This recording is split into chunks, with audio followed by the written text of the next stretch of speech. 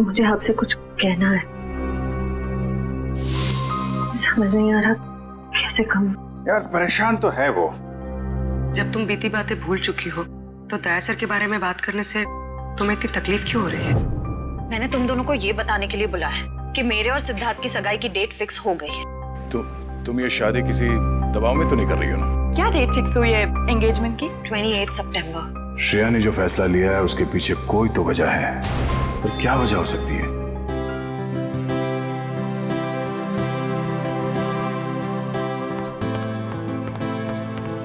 लीजिए पापा आपकी कॉफी। लाओ लाओ लाओ। बिल्कुल वैसी जैसे आपको पसंद है।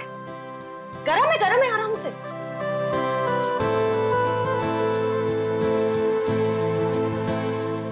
वाओ, मेरी बेटी जैसी कॉफी इस दुनिया में कोई नहीं बना सकता। वो तो है, लेकिन एक जमाने में मैं भी बहुत टेस्टी कॉफी बनाया करती थी। तुम हो ही इतनी टेस्टी। मेरा मतलब है तुम आज भी उतनी टेस्टी कॉफी बनाती हो। आप भी ना बेटी के सामने कुछ भी बोल रहे हो। क्यों, क्या हुआ? श्रेया बेटा, तुम्हें कोई प्रॉब्लम है? नहीं पापा, मुझे कोई प्रॉब्लम नहीं है। ये देखो। ना आप खाइए, मैं देखती हूँ।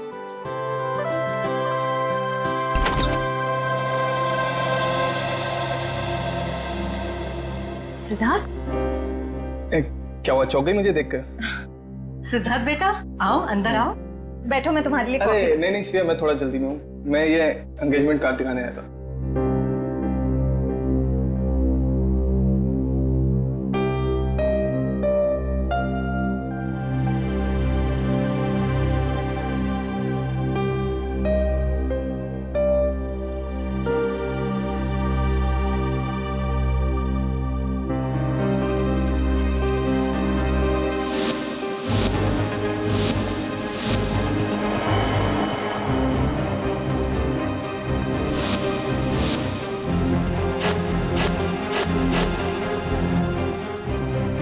कैसा लगा डिजाइन? कार्ड पसंद नहीं आया? कोई बात नहीं, दूसरा बनवा लेंगे। नहीं, कार्ड अच्छा है।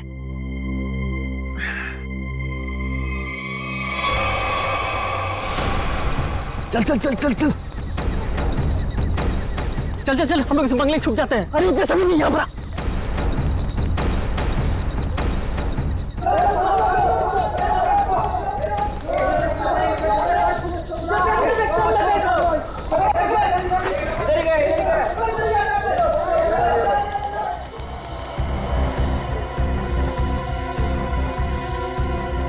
चल चल निकलते हैं यहाँ से। अरे रुक रुक रुक, हम लोग सारा सोना यहीं पे गाड़ देते हैं जमीन में। अबे तेरा दिमाग खराब हो गया है? मोहल्ले के लोगों ने हमारा चेहरा देख लिया है, और अगर कल हम यहाँ दोबारा आए तो यहाँ पकड़े जाएंगे, खतरे में पड़ जाएंगे। हम लोग सोना लेकर बाहर नहीं जा सकते हैं, सारे लोग घूम रहे हैं। और तू खतरों से कब से डरने लगा? अरे खतरों से नहीं, तेरी बेवकूफियों से डर रहा हूँ। देखना एक दिन तेरी सारी बेवकूफियां हमें ले डूबेंगी, समझा? तू बेवकूफ किसे बोला? हाँ, सारा प्लान मैंने बनाया है। सारा प्लान तूने बनाया, इसका मतलब ये नहीं कि जेल भेजने का प्लान भी तू बनाएगा, समझो? जरूरी नहीं है मैं तेरा सारा बात मानूं, समझा? सोना यहीं गाड़ेंगे, यहीं। अच्छा, गाड़ के दिखा। अच्छा,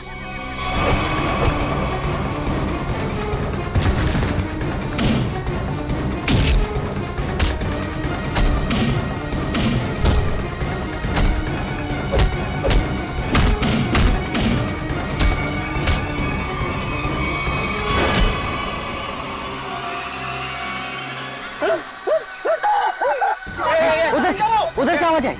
चल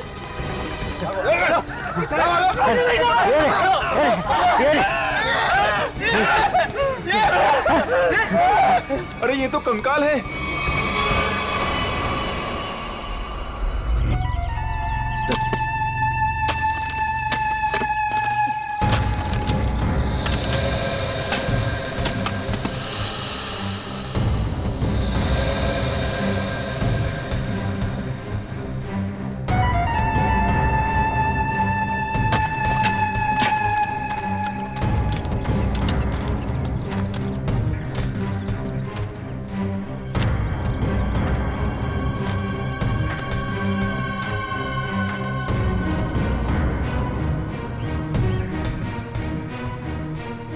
कैसा दिमाग होता है इन मुजरिमों का। खून करके मन नहीं भरा तो डिजाइन बना दी हड्डियों की। सचिन, तुम दोनों एक काम करो, घर के अंदर से अच्छी तरह से तलाशी ले देखो कुछ ना कुछ मिलता है क्या। बॉस ये देखो, उस सिर पे रहने ये डिजाइन हाथ और पैर की हड्डियों से बना है। ये देखो, ये पैर की हड्डी और ये हाथ की हड्डी। टांगों की हड्डियां अलग अलग लोगों की है? हाँ तारिका, अलग अलग इंसानों की है। बस मुझे लगता है कम से कम 2 लोगों का तो खून हुआ है यहाँ पर। सर। हाँ विक्रम। सर ये बाकी की हड्डियां मिल गई है, इन्हें यहाँ पे दफना के रखा गया था। एक एक हड्डी संभाल के उठाओ, हैं? एक एक हड्डी। तू जरा देखो, घर के अंदर कहीं खून के निशान मिलते हैं क्या?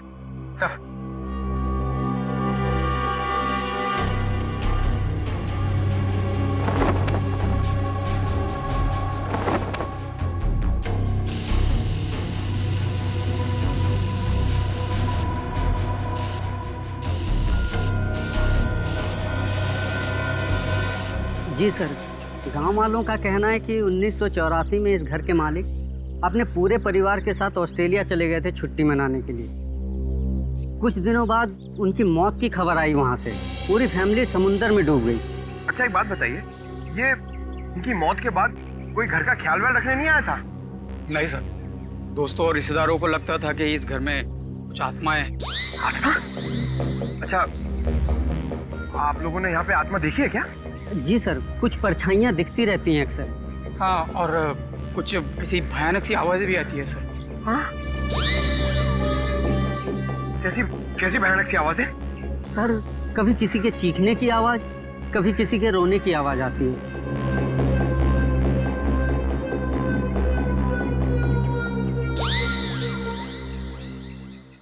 सड़के, इन सारी हड्डियों को देखकर लगता है कि खून एक आदमी का हुआ है और एक औरत का भी। ये देखना, पेल्विक गर्ड, एक पेल्विक गर्डल किसी औरत की है।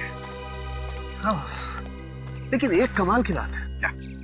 इन सारी हड्डियों में किसी की भी खोपड़ी की हड्डी नहीं मिली। हो सकता है खोपड़ियां किसी और जगह पे छुपा कर रखी हो या फेंक दी हो सकता है ना।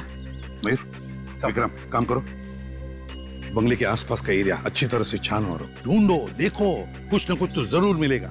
एक एक कोना भी मत छोड़ो। जाओ। Yes sir. ये बंगला बंद ही रहता है और आप लोग आसपास रहते हैं? जी सर। ये घर मिला था तुम लोगों को?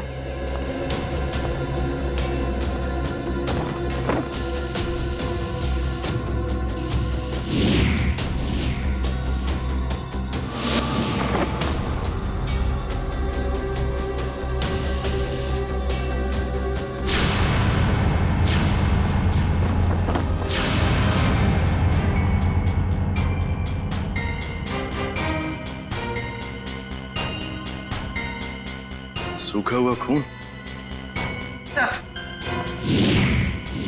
सर ये टेप रिकॉर्डर और ये प्रोजेक्टर मिला है। टेप रिकॉर्डर और प्रोजेक्टर और ये सूखा हुआ खून, इसका मतलब कोई ना कोई बहुत गहरा राज छिपा है इस बंगले के अंदर। सर,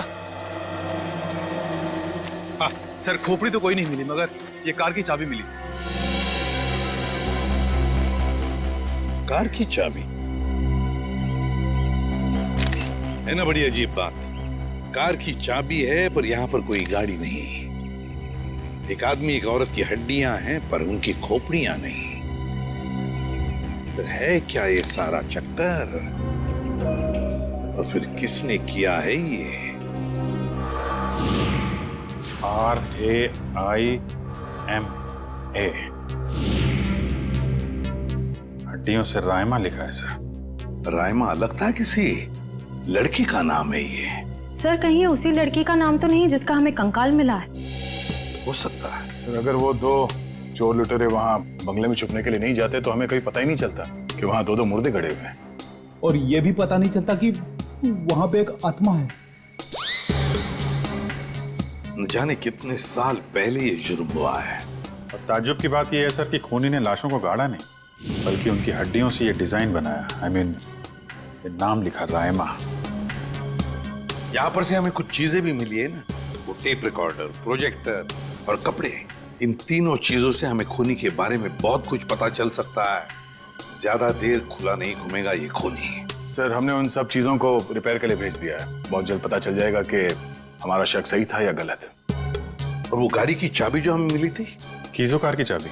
कीजो, अच्छा, तो फिर कीजो कार कंपनी से हमें पता चल सकता है। क्या आप हमें बता सकते हैं ये चाबी किस गाड़ी की है और ये गाड़ी आपसे खरीदी किसने? बिल्कुल बता सकते हैं, सबके इनिशियल पॉइंट में डालकर देखेंगे, फौरन पता चल जाएगा। आइए सर। एक मिनट, उससे पहले आप ग्लव्स पहन लीजिए। Thank you.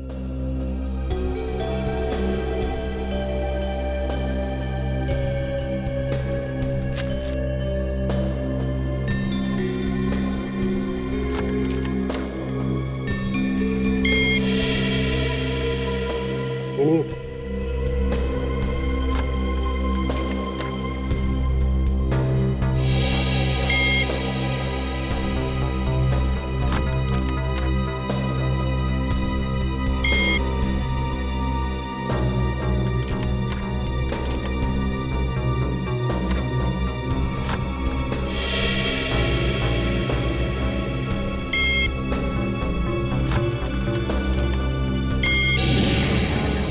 ये देखिए सर, मैच कर गई। सर ये 2009 की कीजो एफएक्स मॉडल है और हमने इसे मरवाना बंद कर दिया है।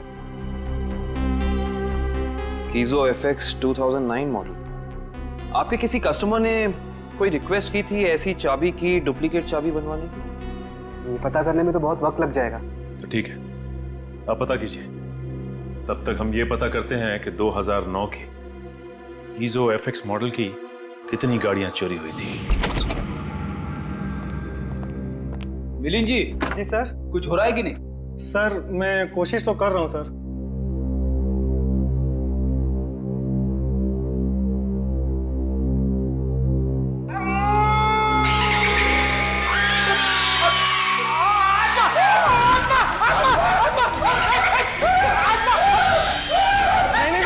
नहीं सर, आत्मा नहीं है, ये तो गलती से फेडर खुल गया था।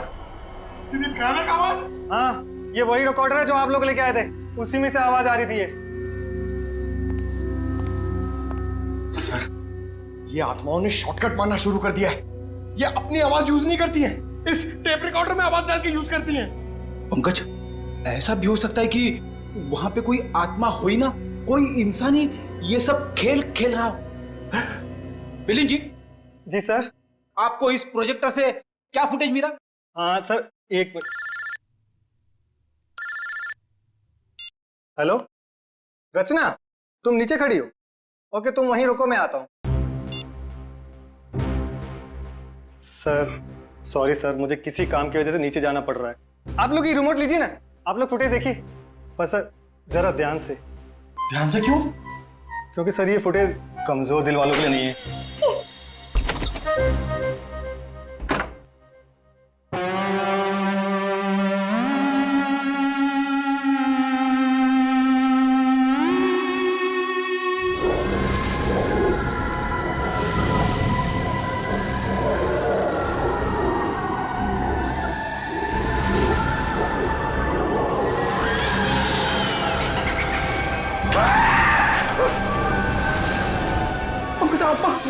पंकज, बंगला नंबर 13 की आत्मा यहाँ आ गई।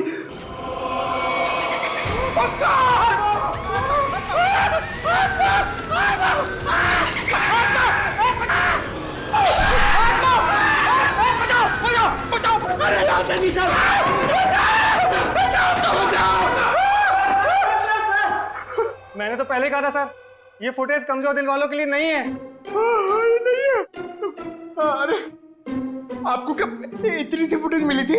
हाँ सर, अभी तो यही फुटेज मिली है। अरे ये क्या कम है, पता नहीं एसीपी साहब क्या कहेंगे ये फुटेज देखकर। आप उनसे ये मत कहना कि हम दोनों डर गए थे। सर मैंने तो उनको फोन करके सब कुछ बता दिया। हमारा अंदाजा सही निकला। ये खूनी इस प्रोजेक्टर के जरिए किसी को डरा रहा था, आत्मा बनकर। सर हो सकता है कि इस फुटेज का उन मुर्दों के साथ कोई लेना देना ही ना हो। I mean, लोगों में ये अफवाह फैली है कि इस बंगले में आत्मा है, तो हो सकता है कि ये पूरी फुटेज किसी ने किसी के साथ मजाक करने के लिए बनाई हो। नहीं श्रेया, नहीं, इन दोनों चीजों का जरूर एक दूसरे से कोई ना कोई संबंध है। ये डरावनी फुटेज उस खूनी के विकृत दिमाग में से ही निकली है। हाँ सर, किसी को डराने या मजाक करने के लिए कोई इतनी मेहनत नहीं करेगा। फुटेज में ये जो आत्मा है, इसे प्रोफेशनल तरीके से फिल्माया गया है, स्पेशल इफेक्ट्स के साथ, जैसे फिल्मों वगैरह में होता है। और इस फुटेज को देख के लगता है सर कि खूनी को स्पेशल इफेक्ट्स का काफी ज्ञान है, या फिर हो सकता है उसने ये फुटेज किसी स्पेशल इफेक्ट स्टूडियो में बनवाई है। हाँ, बिल्कुल सही, ऐसा ही हो सकता है। तो शहर में जितने भी स्पेशल इफेक्ट्स के स्टूडियोज हैं, सब में जाकर के पता लगाना पड़ेगा। आइए सर, ये बलविंदर है, वो गाड़ी की चाबी इन्हीं की थी। क्या बात है सर, मुझे यहाँ क्यों बुलाया गया है? हमें आपकी गाड़ी की चाबी मिली है। कहाँ से सर? उन्नति नगर, बंगला नंबर 13। ये एड्रेस कुछ जाना पहचाना लग रहा? नहीं सर। नहीं? रायमा नाम सुना है पहले कभी? बिल्कुल नहीं सर। मगर सर, इसका मेरी गाड़ी से क्या लेना देना है? आपकी गाड़ी है कहाँ? सर वो तो कई सालों से गायब ही है। कब से? 5 जुलाई 2011। दरअसल मेरा टैक्सी का बिजनेस है। मेरी कंपनी का नाम है बलविंदर एंड कंपनी। मेरा ड्राइवर प्रीत उस दिन गाड़ी लेकर न जाने कहाँ गायब हो गया। तब से लेकर आज तक मेरी गाड़ी का कोई अता पता ही नहीं है सर। और उस ड्राइवर का? अस्पताल से फोन आया था कि उसे वहां भर्ती किया गया है। मैं उसे वहां देखने गया था। उसकी हालत बहुत खराब थी सर। आग लगने की वजह से उसका थोड़ा शरीर जल गया था। रहता कहाँ ये तुम्हारा ड्राइवर? सर आजकल वो मानसिक चिकित्सालय में है। सर वो बहुत गहरे सदमे में है। मानसिक चिकित्सालय? कौन से हॉस्पिटल में है वो? सर पूना से 50 किलोमीटर आगे एक स्टेट मेडिकल सेंटर है, वहीं पर है। State medical centre?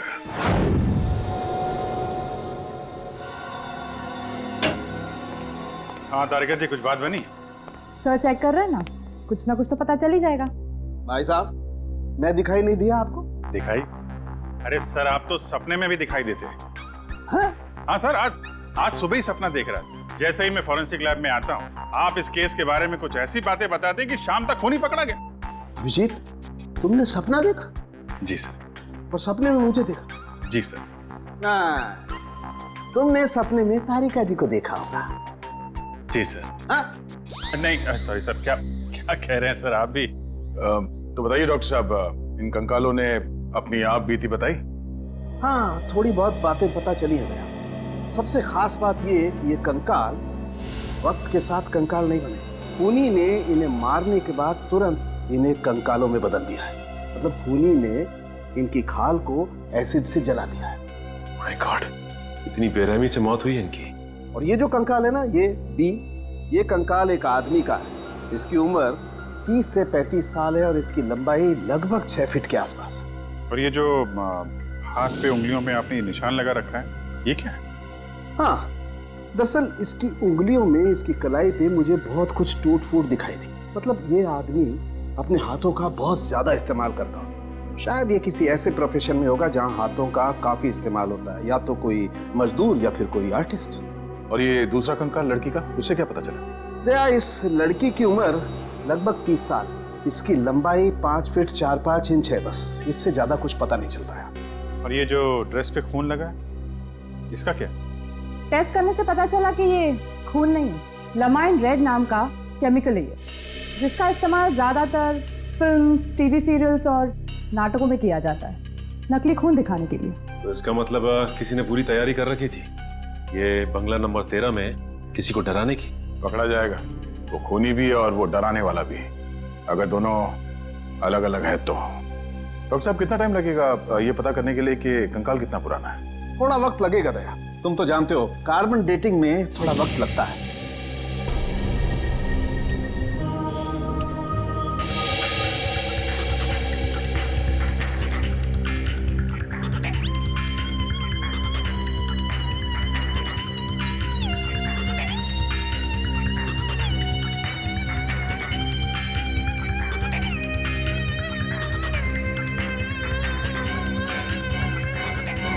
गुड। अब गणित शुरू हो गई है। अब पता लग जाएगा दरअसल इन लोगों की मौत कब हुई थी। सर मुझे लगता है इन दोनों को एक साथ ही मारा होगा।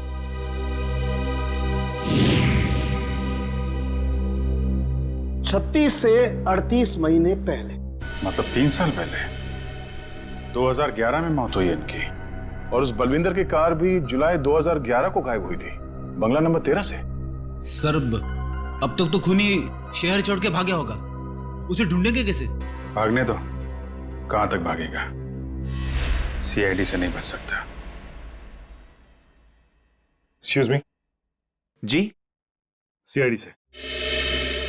हेलो सर, मैं आप ही लोगों का इंतजार कर रहा था। अच्छा, जो फुटेज हमने भेजी थी उसके बारे में कुछ पता चला?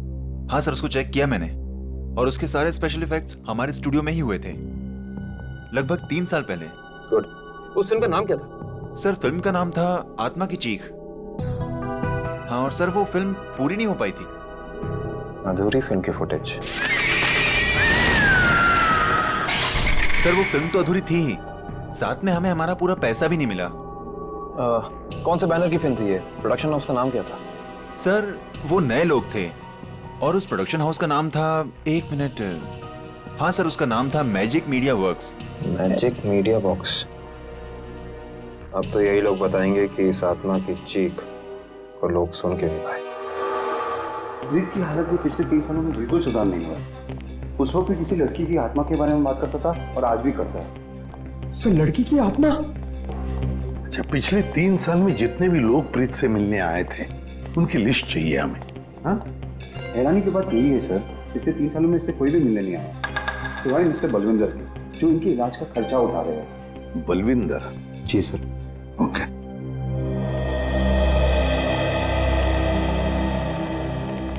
प्रीत, ये सीआईडी ऑफिसर्स है, ये तुमसे कुछ बात करना चाहते हैं।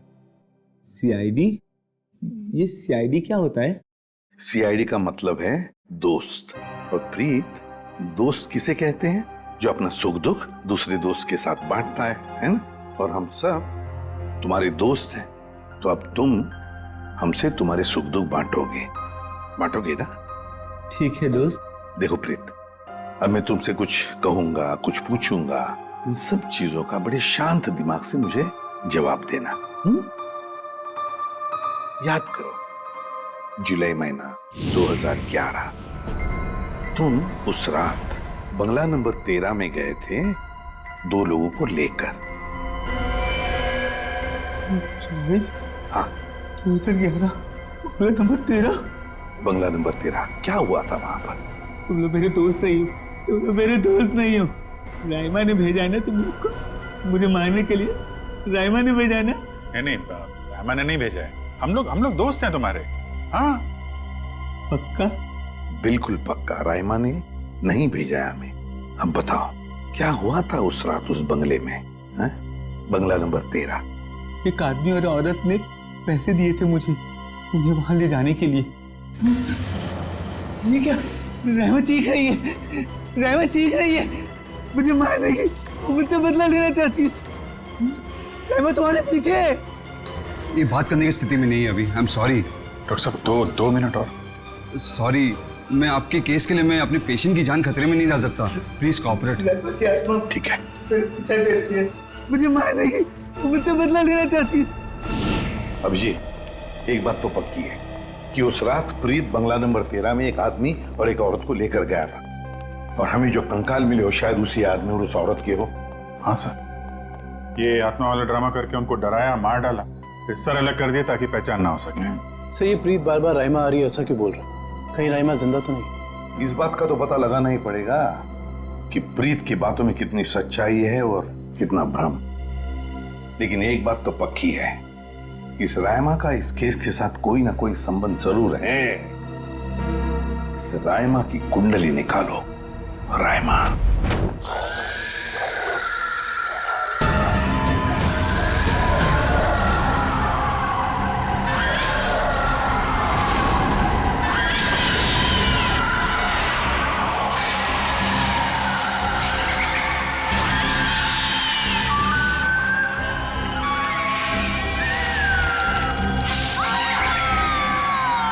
ये फुटेज आपको जिस बंगले से मिली वहाँ खून हुआ है? जी हाँ, दो खून। वैसे ये फिल्म की फुटेज आपकी है ना?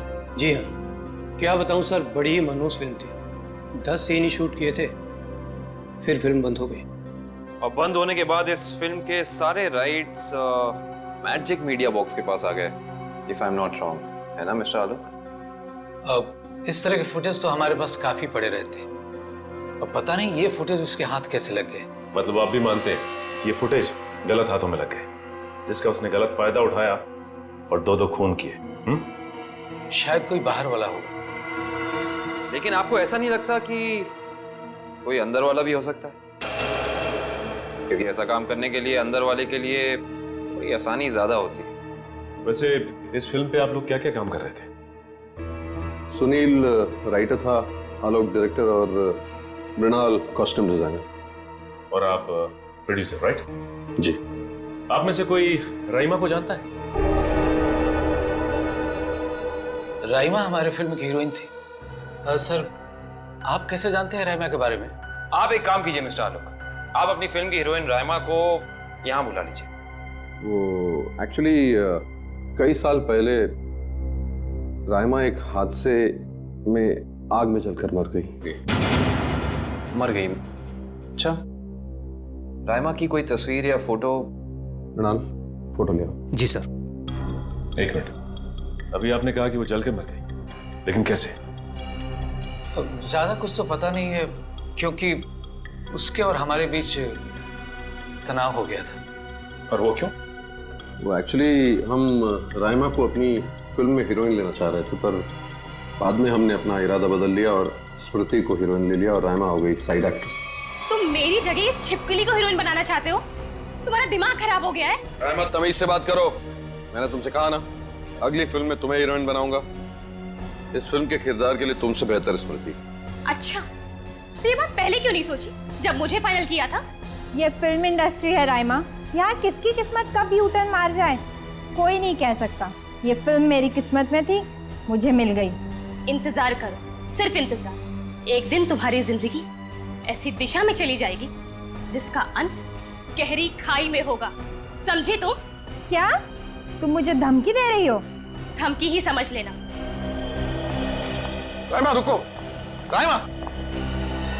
सूरज गया था राइमा को मनाने के लिए, लेकिन कोई फायदा नहीं। एक हफ्ते बाद खबर आई कि एमजे स्टूडियो में आग लगी है और राइमा की मौत हो गई। मुझे अफसोस है, अगर राइमा हमारी फिल्म की हीरोइन होती तो शायद ये दुर्घटना ना होती और आज वो जिंदा होती। आलोक जी, आप एक काम कीजिए, आप अपनी फिल्म की नई हीरोइन स्मृति, उनको यहाँ बुलाइए जरा। मैंने उसे कॉल किया था, उसका फोन लगा नहीं, और आर्ट डायरेक्टर विराज का भी वो फोन डेट बता रहा था। विराज और स्मृति से मिलना पड़ेगा। सर, ये रहे फोटो। ये है राइमा। राइमा ने स्मृति को धमकी दी, उसके बाद राइमा खुद मारी गई। तो फिर ये खून कर कौन रहा है? इसका जवाब तो अब विराज और स्मृति से मिलकर ही पता चलेगा। मैंने पता किया, ये विराज और स्मृति इस ब्लू रोज प्रोडक्शन हाउस में काम कर चुके हैं। गुड निकल, इससे पूछते हैं। अरे सुनिए भाई साहब जी, ये विराज शंकर है, आर्ट डायरेक्टर है, काफी टीवी में और फिल्मों में सेट लगाए हैं इन्होंने। इन्हें पहचानते हैं आप? नहीं सर, मुझे नहीं मालूम। जी, आगे पूछते हैं। एक्सक्यूज मी, हम लोग सीआईडी से। जी। आप विराज शंकर को जानते हैं? विराज शंकर? हाँ सर, मैं जानता हूँ। वो बेचारे बहुत कर्जे में थे, पर फिर पता नहीं क्या हुआ उनका। उनका कोई एड्रेस, कोई पता? सर, इस बारे में कुछ ज्यादा तो पता नहीं है, लेकिन उनका ऑफिस कहीं अंधेरी में है।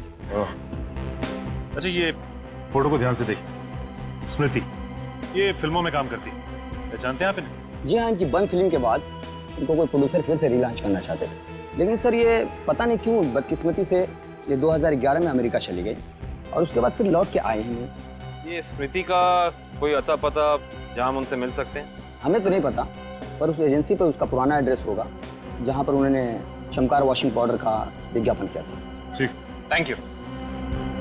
यार, एजेंसी से स्मृति के घर का पता निकलवाते हैं।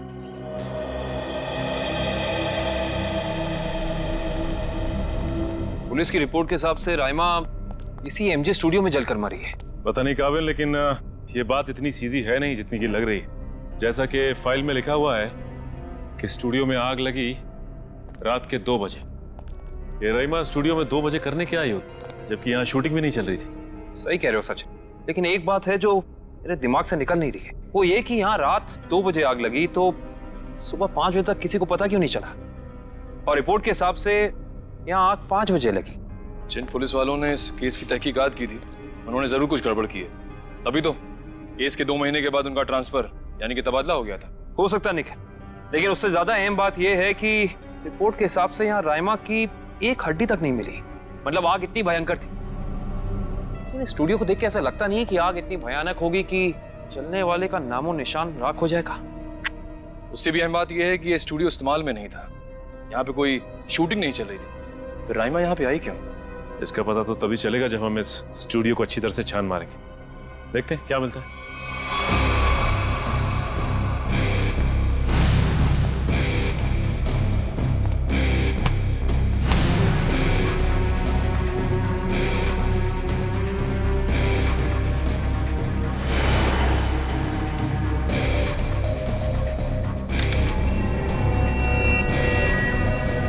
ये देखो, जली हुई गन।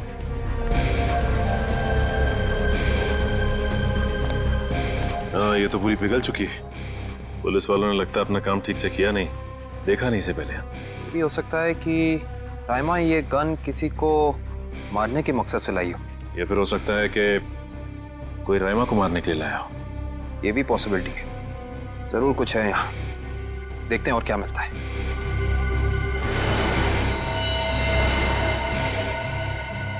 सर, कंकाल।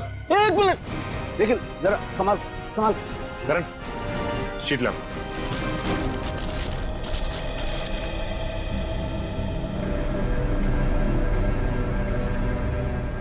एक बार कंकाल, वो भी पूरी तरह से जला हुआ।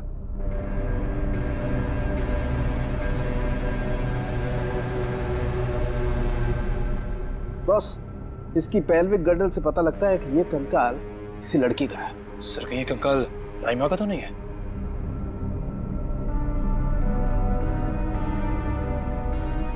और इसकी लंबाई 5 फीट 6 इंच है। और राइमा की लंबाई 5 फुट 3 इंच। इससे साफ पता चलता है कि ये कंकाल राइमा का नहीं बल्कि किसी और का है। केस सुलझने की बजाय और उलझता चला जा रहा है। एक बात और, हम लोगों को यहाँ जली हुई गन जरूर मिली है, लेकिन इस लड़की की मौत गोली लगने की वजह से नहीं, इस लड़की की मौत जलने की वजह से ही हुई है। देखो, ढूंढो और कुछ मिलता है क्या।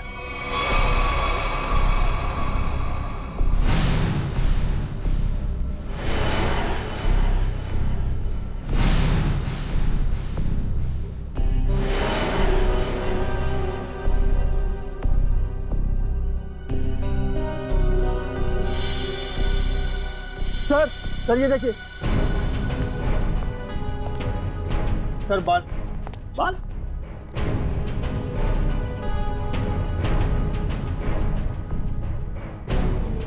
ओह सर, ये तो किसी लड़की का बाल लगता है। या तो मरने वाली का या फिर राइमा का। ये किसका बाल है ये तो डीएनए के बाद ही पता चलेगा। सर, ये अरुण है, विराज जी के वर्कशॉप के इंचार्ज। जी, आपको कुछ बनवाना था? जी हाँ, हथकड़ी बनवानी है। हथकड़ी? मैं कुछ समझा नहीं। हाँ, अपनी बनाई हुई हथकड़ी खुद अपने हाथों में पहनेंगे तो थोड़ा दुख कम होगा। अब समझ में आया, इतने सालों के बाद ख्याल आया आपको कर्ज के रुपयों का।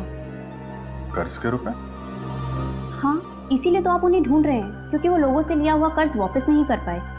नहीं मैडम, हमारा यहाँ आने का मकसद कुछ और है। विराज को बुलाई, कहाँ है वो? ये तो कोई भी नहीं जानता। कर्जदारों से परेशान होकर आज से 3 साल पहले जुलाई 2011 में न जाने कहाँ गायब हो गए। जुलाई 2011? सर, 5 जुलाई 2011। सर, मुझे लगता है कि इस विराज के भागने की वजह कर्जा नहीं कुछ और है, जिसका कुछ ना कुछ संबंध उन कंकालों के साथ जरूर है। मुझे तो लगता है उनमें से एक कंकाल विराज का है। याद है सारुण के साहब ने कहा था आदमी वाला कंकाल किसी मजदूर या आर्टिस्ट का है जिसने जिंदगी भर अपने हाथों से बहुत काम लिया है। और हो सकता है सर शायद वो दूसरा कंकाल स्मृति का हो। ये विराज के परिवार वाले कहाँ रहते हैं? सर जहां तक मुझे पता है उनके परिवार में कोई और है ही नहीं। विराज अकेले ही थे? जी सर। चीज मिल जाती डीएनए सैंपल के लिए तो कंकाल वाला राज खुल जाता। ये सारी पेंटिंग उन्हीं की है ना? जी सर। देखो जरा।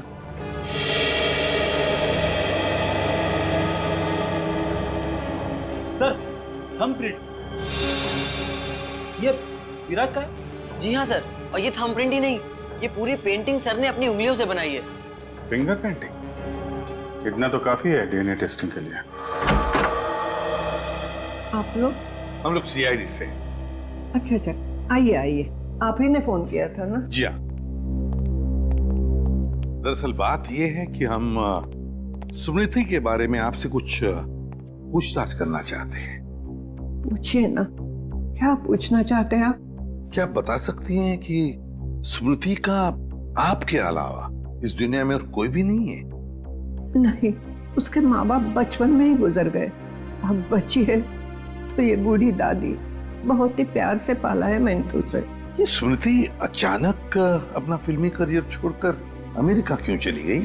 वो कभी किसी को कुछ नहीं बताती थी, हमेशा अपना मन का करती थी। उस दिन भी उसके मैनेजर का फोन आया, कह रहा था कि मैडम किसी विज्ञापन की शूटिंग के लिए अमेरिका जा रही है। उसके मैनेजर से मैंने पूछा कि कब वापस आएगी वो, तो उसने कहा 3-4 दिनों में। लेकिन पूरे 3 साल हो गए, अब तक उसका कुछ पता नहीं, कुछ पता नहीं। कब की बात है ये, कुछ याद है आपको?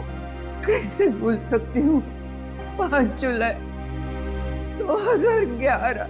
सर वो कंकाल भी 3 साल पुराना है सर, कहीं वो। सर कम से कम इतना तो पता कर दो, मेरी बच्ची के साथ हुआ क्या? नहीं वो इस दुनिया में है भी या नहीं?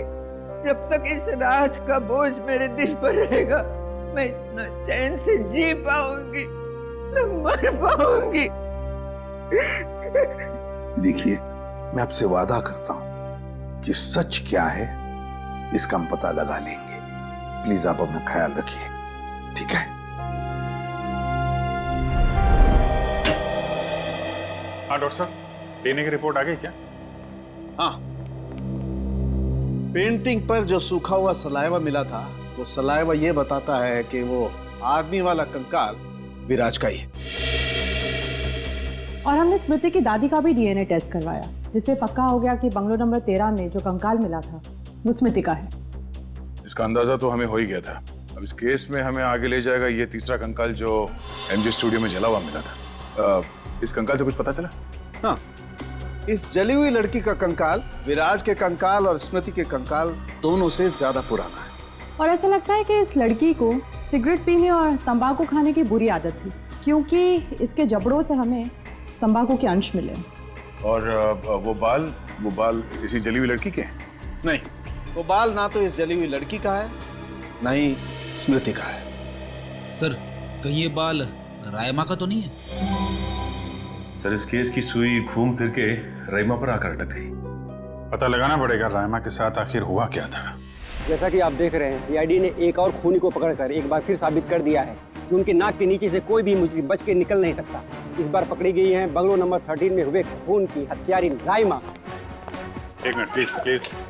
सर क्या ये बात सच है कि आप एक बाल के जरिए रायमा तक पहुंच गए? देखिए, इस वक्त हम आपके सवालों का जवाब नहीं दे सकते। जल्दी जब हम प्रेस कॉन्फ्रेंस लेंगे तब आपको सब बता देंगे। ओके, ठीक है? चलिए हटिए, अब जाने दीजिए। चलो हटिए। रायमा जी, आपने उन मासूम लोगों को क्यों मारा? क्या वजह थी इसके पीछे? रायमा जी, रायमा जी, प्लीज पीछे हटिए, प्लीज। रायमा जी,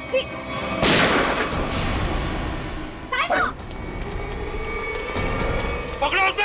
अब खूनी पकड़ेगा इसे।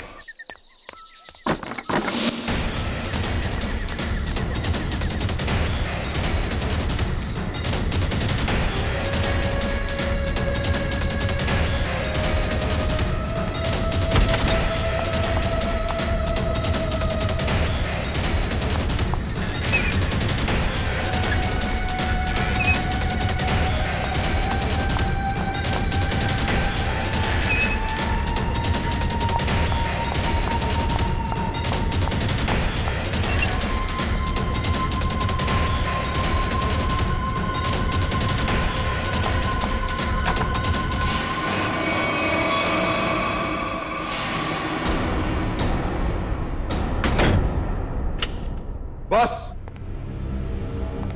बहुत हो गया, अब कुछ नहीं हो सकता। बाहर आ जाओ। ये कहानी इसी घर से शुरू हुई थी और खत्म भी इसी घर में होगी, आज ही।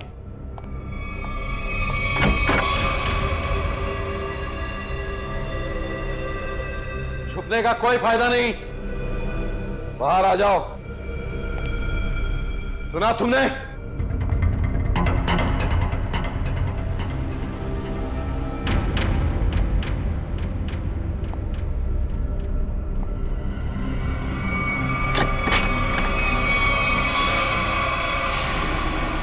बहुत हो गया नकली रायमा बनने का नाटक।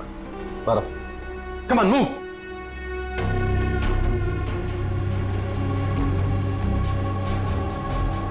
कौन हो तुम?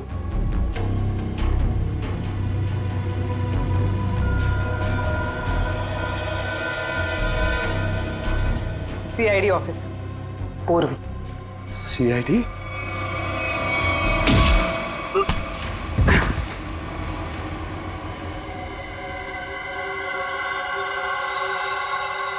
मैं और राइमा एक दूसरे से बहुत प्यार करते थे, इसलिए जब हीरोइन का रोल राइमा की जगह प्रीति को मिला तो तुम्हारे दोनों कानों से धुआं निकलने लगा है? हाँ, हम स्मृति को सबक सिखाना चाहते थे, इसलिए हमने उसके अतीत के बारे में रिसर्च शुरू की। राइमा को पता चला कि एक्ट्रेस बनने से पहले स्मृति एक कारोबार से जुड़ी थी। इसलिए रायमा ने स्मृति को ब्लैकमेल करना शुरू कर दिया। क्यों? स्मृति को लगा कि उसका करियर खत्म होने वाला है, उसके रीलॉन्चिंग के सपने पर पानी फिर जाएगा, इसलिए उसने और उसके बॉयफ्रेंड विराज ने एक किलर को रायमा की सुपारी दी। यह तो अच्छा हुआ कि उस किलर की गोली से रायमा नहीं मरी, बल्कि वो अपराधी खुद उस आग में जलकर मर गई।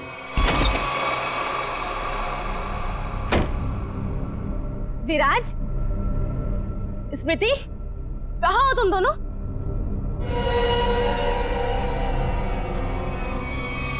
कौन हो तुम? जिया। जिया? कौन जिया?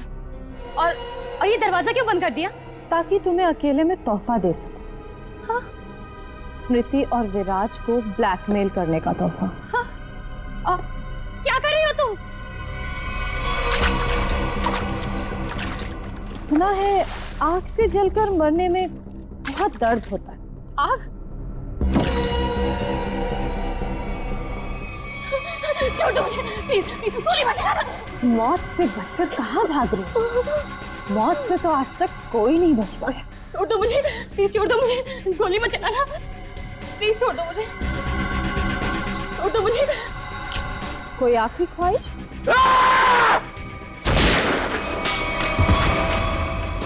रायमा, रायमा, मैं तुम्हें कुछ नहीं होने दूंगा।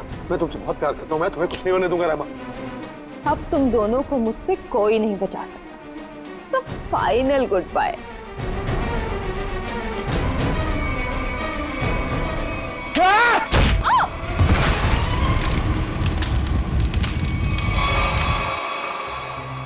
और रहीमा, उसका क्या हुआ? जिंदा लाश बन गई वो। तब मैंने ठान लिया, अब मेरी जिंदगी का सिर्फ एक ही मकसद होगा, स्मृति और विराज की बर्बादी। मैंने उन्हें यकीन दिला दिया कि रायमा जिंदा है, इसलिए वो लोग यहां आए, उस ड्राइवर को लेके जिसने एमजे स्टूडियो में आग लगाई थी। और फिर तुमने उन्हें डराना शुरू कर दिया, उनके दिमाग में यह भ्रम पैदा कर दिया कि यहां पर रायमा की आत्मा अभी भी है जो उनसे बदला लेना चाहती है। हाँ, और फिर उन्हें मार डाला और उनका सिर काट के अपने साथ ले गए, ताकि अगर कभी उनकी लाश मिलती भी है तो उन्हें कोई पहचान ना सके। बेवकूफ हो तुम, बेवकूफ। अगर कानून की मदद लेते तो उन दोनों को वैसे ही सजा होती, मगर नहीं, तुमने कानून को अपने हाथों में लिया, उन दोनों को बेरहमी से मार डाला। और रायमा, उसका क्या? कभी सोचा तुमने? उस बेचारे की जिंदगी का फैसला तो अब कानून करेगा, लेकिन तुम्हारा फैसला तो हो ही गया, समझ लो। तुम्हें तो फांसी होगी, फांसी। Good morning. Hi. Good morning. अरे ये क्या लेके आई हो? सर ये आप सबके लिए मिठाई है और मेरी एंगेजमेंट के इनविटेशन कार्ड्स हैं।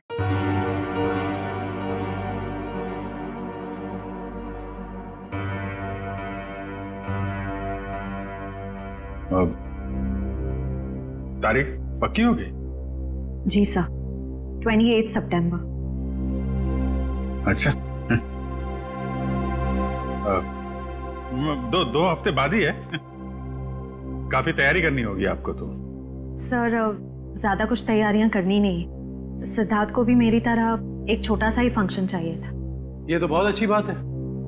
Congratulation Shreya. Thank you sir. चलो मुंह मीठा कराओ। हाँ श्योर।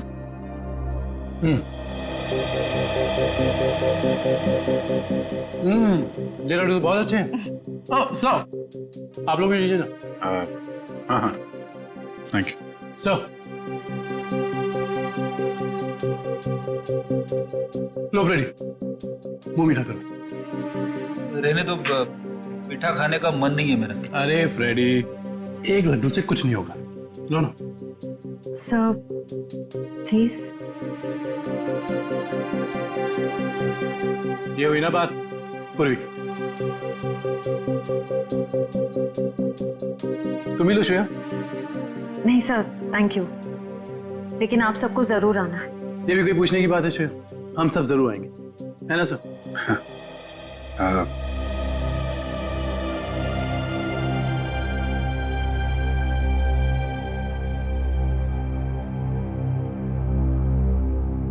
सर आप आएंगे ना?